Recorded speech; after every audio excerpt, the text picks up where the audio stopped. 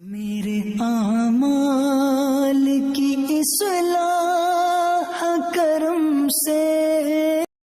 اللہ جل وعلا قرآن کریم میں ارشاد فرماتا ہے کہ نماز برائیوں سے بچاتی ہے، لیکن کیا وجہ ہے کہ ہمارے بہت سارے ایسے دوست دیکھتے ہیں، وہ کہتے ہیں کہ ہمارے بابا جی دادا حضور ایک عرصے سے نماز پڑھ رہے ہیں لیکن وہ پھر بھی گناہ کر رہے ہیں، والد صاحب جھوٹ بولتے ہیں، بہت سارے ایسے گناہ ہو جاتے ہیں، نوجوان کیا بزرگ کیا، گفتگو میں تلخی ہوتی ہے، بدنگاہی ہوتی ہے، غیبت کرتے ہیں۔ تو کیا وجہ ہے کہ اتنی استقامت سے نماز پڑھ رہے ہیں لیکن پھر بھی گناہوں کا سلسلہ جاری ہے، جبکہ اللہ جل وعلا قرآن میں ارشاد فرماتا ہے کہ یہ نماز گناہوں سے بچا لیتی ہے، نماز حفاظت کرتی ہے۔ تو یہ نماز ان کی نماز کیوں نہیں بچاتی؟ 50 سال ہو گئے نماز پڑھ رہے ہیں، ایک عرصے سے نمازیں ادا ہو رہی ہیں، تو اللہ جل وعلا کا کلام اس میں تو جھوٹ کا امکان بھی نہیں ہے۔ جب اللہ ارشاد فرما رہا ہے کہ نماز گناہوں سے بچاتی ہے، برائیوں سے بچاتی ہے، تو ہماری نماز ہمیں کیوں نہیں بچاتی؟ اس لیے کیونکہ نماز کی دو فارمز ہوتی ہیں، ایک فزیکل فارم، ایک اسپرچل فارم۔ ایک نماز کا جسم ہے اور ایک نماز کی روح ہے۔ جو نماز کے جسم اور روح کے مجموعے کے ساتھ نماز کو قائم کرتا ہے، اس کی نماز اسے ہر برائی سے بچاتی ہے۔ نماز قائم کرنے اور نماز ادا کرنے میں بہت بڑا فرق ہے۔ ایک ہوتا ہے نماز ادا کرنا، ایک ہوتا ہے نماز قائم کرنا۔ اللہ جل وعلا نے قرآن کریم میں جہاں بھی مومنین کے حوالے سے نماز کا ذکر کیا تو یقیمون الصلاۃ، مقیم فرمایا، یقیمون الصلاۃ فرمایا، وہ نماز قائم کرتے ہیں، یہ نہیں فرمایا ادا کرتے ہیں، کیونکہ جو اللہ کے ولی ہوتے ہیں، اللہ والے ہوتے ہیں، اللہ کے پیارے ہوتے ہیں، وہ فقط فارمیلٹی کے طور پر نماز ادا نہیں کرتے، وہ نماز قائم کرنے والے ہوتے ہیں۔ اور جو نماز قائم کرنے کا پریکٹیکل میتھڈ سیکھ لے، عملی طریقہ سیکھ لے، اس کی نماز نہ صرف اسے گناہوں سے بچاتی ہے بلکہ اس کی نماز اسے اس کے دشمنوں کے حملوں سے بھی بچاتی ہے۔ وہ نماز خود اس کی باڈی گارڈ بن جاتی ہے، ایک محافظ بن جاتی ہے، اس کی حفاظت کرتی ہے۔ وہ نماز کیسی ہے؟ یہ دو چیزوں کا مجموعہ ہے۔ آج جمعہ کی نماز ہم انشاءاللہ اسی طرح ہی قائم کریں گے۔ چند نکات ہیں انشاءاللہ، اگر یہ ذہن نشین ہو جائیں تو نماز سے پیار ہو جائے گا، ایسا پیار ہو جائے گا۔ وہاں برطانیہ میں ایسے بے شمار لوگ ہیں، ایسے غیر مسلم تھے جنہوں نے اسلام قبول کیا، اسلام قبول کرنے کے بعد نماز ادا کرنا اور نماز کو حقیقتاً قائم کرنے کا ایسا طریقہ سیکھ لیا کہ وہ کہتے ہیں کہ اب صبح کے وقت کسی کو الارم کلاک آن کرنے کی ضرورت نہیں ہوتی کہ الارم کلاک آن ہوگا تو وہ الارم بجے گا تو ہماری آنکھ کھلے گی، یا کوئی اپنے فیملی ممبر کو کہے کہ تو مجھے فون کر دینا، یا ماں سے کہے کہ دروازے پر دستک دینا کہ میری آنکھ نہیں کھلتی۔ کہا کوئی لاشعوری قوت ہے جو فجر کے وقت ہمیں بیدار کر دیتی ہے۔ کیوں؟ کیونکہ پھر جب انسان کو نماز سے پیار ہو جاتا ہے نا تو پھر نماز کو نمازی سے پیار ہو جاتا ہے۔ ایک تو ہوتا ہے انسان نماز مس کرے، ایک وقت آتا ہے کہ نماز نمازی کو مس کرتی ہے، آ بیدار ہو اور مجھے ادا کر، مجھے قائم کر۔ تو اس نماز کو قائم کرنے کا طریقہ کیا ہے؟ پہلے نماز کا جسم ہے۔ نماز کا جسم کیا ہے؟ کہ نماز کے احکام کسی عالم سے، قاری صاحب سے باقاعدہ سیکھے جائیں، بنیادی احکام، بیسک بنیادی مخارج سیکھ لیے جائیں قرآن کریم کی آیات کے جو ہم نماز میں پڑھتے ہیں۔ اس کا فائدہ کیا ہوگا؟ کہ نماز کا جسم قائم ہوگا۔ مثال کے طور پر عام طور پر کسی سے کہتے ہیں ہم، آپ کا کیا حال ہے؟ وہ کہتے ہیں الحمدللہ میں تو ٹھیک ہوں۔ اب الحمدللہ کا مطلب کیا ہے؟ الحمدللہ کا ایک لغوی، ایک لنگوسٹک معنی موت ہے۔ ہم کہنا یہ چاہ رہے ہیں تمام تعریفیں اللہ کے لیے ہیں، اور الیاذ باللہ الحمدللہ کہہ کے ہم نے یہ کہہ دیا کہ موت اللہ کے لیے ہے۔ الحمدللہ اور الحمدللہ میں زمین و آسمان کا فرق ہے۔ الحمدللہ کا معنی ہے تمام تعریفیں اللہ کے لیے ہیں، اور الحمدللہ کا معنی ہے ایک معنی موت اللہ کے لیے ہے۔ تو جو شخص نماز میں الحمدللہ رب العالمین پڑھ رہا ہے، اس کی نماز کا تو جسم بھی نہیں ہے، چاہے جائے کہ نماز کی روح موجود ہو۔ یہ میں نے ایک مثال پیش کی ہے۔ ایک مدت سے ہم نماز پڑھ رہے ہیں لیکن اتنا وقت نہیں ملتا کہ کہ کسی قاری صاحب کے ساتھ بیٹھ کر چند لمحے ان کے ساتھ بیٹھ کر کہ ہمارے بنیادی مخارج ہی درست کرا دیں، اور ہمارے بزرگ یہ نہ کہیں کہ اب تو دانت ہی نہیں رہے، اب زبان کون سے دانتوں کے نیچے رکھنی ہے، ہمارے لیے ناممکن ہے، اب ہم کیوں سیکھیں کسی کے پاس جا کے، ہم تو اپنے علاقے کے بہت بڑے مالدار شخصیت ہیں، فلاں وڈیروں سے ہمارا تعلق ہے، میں بڑا سیاستدان ہوں، بڑا مالدار، اب میں علاقے کے قاری صاحب کے پاس جا کے زانوِ تلمذ طے کروں۔ یہ نہیں ہو سکتا۔ تو یاد رکھیں، اگر حقیقتاً نماز قائم کرنے والے بننا چاہتے ہیں اور چاہتے ہیں کہ اللہ کی بارگاہ میں ہماری نماز قبول ہو، تو یہ بنیادی کام ہمیں کرنا ہے۔ دنیا کے لیے ہم بہت کچھ کر لیتے ہیں، لیکن آخرت کے لیے کم از کم ہمیں نماز کا طریقہ تو سیکھنا ہے۔ اس کے علاوہ نماز کے فقہ کے بنیادی مسائل سیکھنا ضروری ہے۔ یہ نماز کا جسم ہے۔ نماز کی روح کیا ہے؟ یعنی نماز کا جسم کیا ہے؟ نبی کریم صلی اللہ تعالی علیہ وآلہ وسلم کی سنت کے مطابق نماز قائم کرنا۔ نماز یوں پڑھیں کہ حضور اکرم صلی اللہ علیہ وسلم کے بتائے گئے احکام کے مطابق ہو، احکام کے خلاف نہ ہو۔ بیسک بنیادی تجوید سیکھ لیں، کسی قاری صاحب کے ساتھ بیٹھ کر، کسی عالم صاحب کے پاس بیٹھ کر نماز کے بنیادی مسائل سیکھ لیں۔ یہ نماز کا جسم ہے، اور ان پر عمل کریں تو نماز کا جسم موجود ہوگا۔ نماز کی روح کیا ہے؟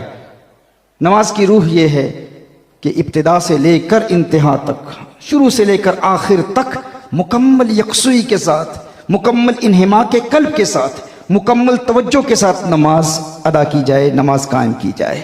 یعنی دنیا کے خیالات سے اپنے ذہن کو پاک کر کے نماز پڑھیں گے تو وہ نماز کی روح ہے۔ ان دونوں کے مجموعے کے ساتھ جو شخص نماز قائم کرتا ہے، وہ نماز اسے گناہوں سے بچا لیتی ہے۔ اب نماز کی روح تک رسائی حاصل کرنے کا طریقہ کیا ہے؟ پہلا عمل، نماز کا ترجمہ یاد کر لیں۔ یہ اتنا اہم ہے۔ ہم اللہ جل وعلا کو راضی کرنا چاہ رہے ہیں، کسی دنیا دار، کسی بڑی سیلیبریٹی کو، کسی بادشاہ کو خوش کرنے کے لیے اب جاتے ہیں، کسی وزیر اعظم کو خوش کرنے کے لیے اب جاتے ہیں، کسی معروف شخصیت کو خوش کرنے کے لیے اب جاتے ہیں، تو آپ اس کے ٹائٹلز یاد کرتے ہیں، اس کا نام یاد کرتے ہیں، اس کا مقام یاد کرتے ہیں، اس کے القابات یاد کرتے ہیں، اس کا یہ نام ہے، اس کا یہ ٹائٹل ہے، اس کا یہ مقام ہے، اور پھر اس کی تعریف میں جملے لکھ کے جاتے ہیں۔ آپ کے پاس جملے لکھے ہوئے ہوں یا آپ کو ازبر ہوں، آپ نے زبانی یاد کر لیے جملے کہ میں فلاں بڑی مقتدر شخصیت کو خوش کرنے کے لیے جا رہا ہوں، اسے راضی کرنے کے لیے جا رہا ہوں۔ آپ کو اس سے کوئی کام ہے، لیکن وہ بھی جانتا ہے آپ نے یہ جملے کسی ایسی زبان میں یاد کیے، ایسی زبان میں آپ نے ان جملوں کو اپنے ذہن میں محفوظ کر لیا جو زبان آپ کو خود بھی نہیں آتی۔ تو کیا وہ بادشاہ متاثر ہوگا؟ وہ خوش ہوگا؟ وہ بڑی شخصیت خوش ہوگی؟ وہ جانتا ہے کہ یہ رٹے رٹائے جملے ہیں، یہ کہہ تو رہا ہے لیکن اسے خود نہیں پتا کہ میں کیا کہہ رہا ہوں۔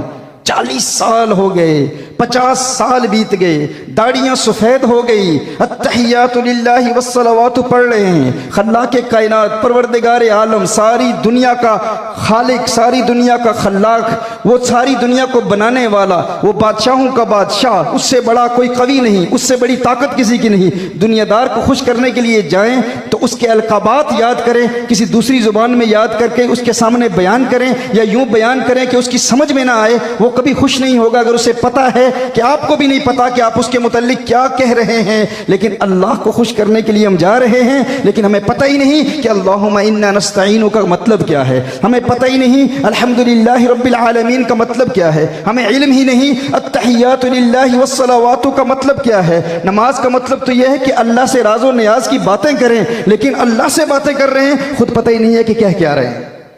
اس کے لیے کتنا مشکل ہے، ایک ہفتے میں ہمیں مکمل نماز کا ترجمہ یاد ہو سکتا ہے اگر ہم تھوڑی سی کوشش کریں۔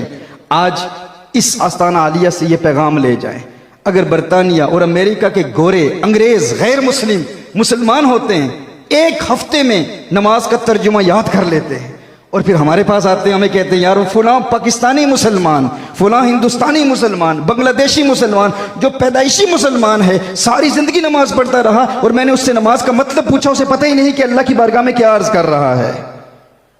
تو کیا خیال ہے آپ کا؟ کم از کم ہمیں اتنا کام تو کرنا چاہیے نا کہ آج ہم ارادہ کرتے ہیں کہ ہم نماز کا ترجمہ کم از کم سیکھ لیں گے، پھر دیکھیں نماز میں کتنا لطف آئے گا۔ یہ پہلا مرکزی پوائنٹ ہے نماز میں توجہ حاصل کرنے کے لیے کہ جب آپ نماز پڑھ رہے ہوں گے تو جو اللہ کی بارگاہ میں عرض کر رہے ہیں نا، اس پر غور کریں گے تو آپ کا دل دنیا کے خیالات سے پاک رہے گا۔ آپ کو علم ہوگا کہ آپ اللہ کی بارگاہ میں کیا عرض کر رہے ہیں.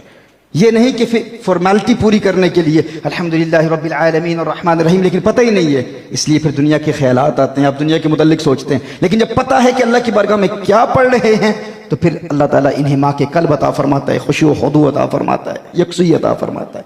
یہ پہلا پوائنٹ ہے. دوسرا پوائنٹ، نماز پڑھنے سے قبل، یہ آج ہم نے کرنا ہے، ترجمہ تو آئندہ ہفتہ انشاءاللہ تعالیٰ آپ یاد کر کے آئیں گے اور نماز قائم کریں گے انشاءاللہ. لیکن ایک کام آج کرنے کا یہ ہے کہ نماز پڑھنے سے پہلے اپنے آپ کو اس بات پر آمادہ کرنا کہ یہ میری زندگی کی آخری نماز ہے، یہ آخری موقع ہے اللہ سے راز و نیاز کی باتیں کرنے کا.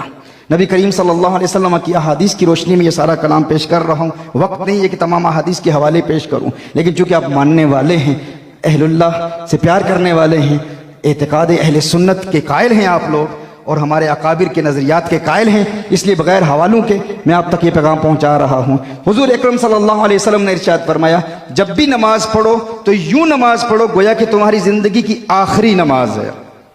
اب ہر نماز پڑھنے سے قبل اگر آپ اپنے آپ کو آمادہ کریں گے، پرسویڈ کریں گے، تیار کریں گے کہ یہ میری زندگی کی آخری نماز ہے، آخری موقع ہے، 40 50 60 سال کے گناہوں کا بوجھ اپنے کندھوں پر اٹھائے ہوئے ہوں، اب یہ آخری موقع ہے اپنے آپ کو گناہوں کے بوجھ سے آزاد کرنے کا. اب سوچیں، جس کو پتا ہو کہ اس نماز کے بعد میری موت واقع ہو جائے گی، اس کے بعد پھر سجدے کا موقع نہیں ملے گا، اس کے بعد میں قبر میں ہوں گا، تو اسے نماز کے دوران اپنے گناہ بھی یاد آئیں گے، آنکھوں سے اشکوں کی برسات جاری ہوگی، انسان رو رہا ہوگا، یا اللہ ابھی تو میں قبر میں جانے والا ہوں، یہ آخری موقع ہے. پھر کوئی پولیٹیکل باتیں ہو رہی ہوں، پھر کوئی کرکٹ میچ ہو رہا ہو یا فٹ بال میچ ہو رہا ہو، یا مسلم لیگ نون یا پی ٹی آئی کے جھگڑے ہو رہے ہوں، یا پی پی کے جھگڑے ہو رہی ہوں، آپ کو پرواہ ہی نہیں ہوگی. الیکشن ہو رہے ہوں، یا کوئی بہت بڑی فیمس شخصیت آپ کے پاس آئی ہو، یا بڑی انٹرسٹنگ باتیں ہو رہی ہوں، آپ کو کسی چیز کی پرواہ نہیں ہوگی. آپ سوچیں گے کہ یہ تو میرا آخری موقع ہے اللہ کو راضی کرنے کا. یہ لوگ تو دنیا میں رہیں گے، ان کی سیاستیں چلتی رہیں گی، ان کے کرکٹ فٹ بال میچز چلتے رہیں گے، دنیا کے معاملات چلتے رہیں گے، یہ کاروبار کرتے رہیں گے، پیسے کماتے رہیں گے، لیکن میرے لیے یہ آخری موقع ہے اپنے رب کو راضی کرنے کا. جس نے اپنے آپ کو تیار کر لیا، آمادہ کر لیا کہ آج یہ جمعہ کی نماز میری آخری نماز ہے، آج آخری موقع ہے اللہ سے راز و نیاز کی باتیں کرنے کا، پھر آپ سوچ سکتے ہیں کہ اس کی نماز میں کس قدر خشوع و خضوع پیدا ہوگا. یہ دوسرا نقطہ ہے. پہلا نقطہ ذرا آپ ریپیٹ کر لیں. پہلا نقطہ کیا تھا؟ نماز کا اونچا کہیں نظر جی، نماز کا ترجمہ یاد کرنا ہے. سارے ذرا بلند آواز میں کہیں، نماز کا ترجمہ یاد کرنا ہے. اور دوسرا، میری زندگی کی آخری نماز ہے. نماز سے قبل اپنے آپ سے بات کرنا، اور دوران نماز جو ہی دنیا کا خیال آئے فوراً اپنے آپ کو یاد دلانا کیا کر رہا ہے، یہ آخری نماز ہے. تیسرا نقطہ، یہ تصور کریں کہ آسمان سے ملائکہ نازل ہو رہے ہیں میری اس نماز کی وجہ سے، اور میرے ارد گرد گردش کر رہے ہیں، میرے پاؤں، ٹانگوں، میرے پیٹ، میرے سینے، میرے ساتھ، میرے سر، چہرے کے ارد گرد یوں فرشتے گردش کر رہے ہیں، اور آسمان تک یہ فرشتے ہیں. کیونکہ جب نمازی نماز قائم کرتا ہے تو اس کی نماز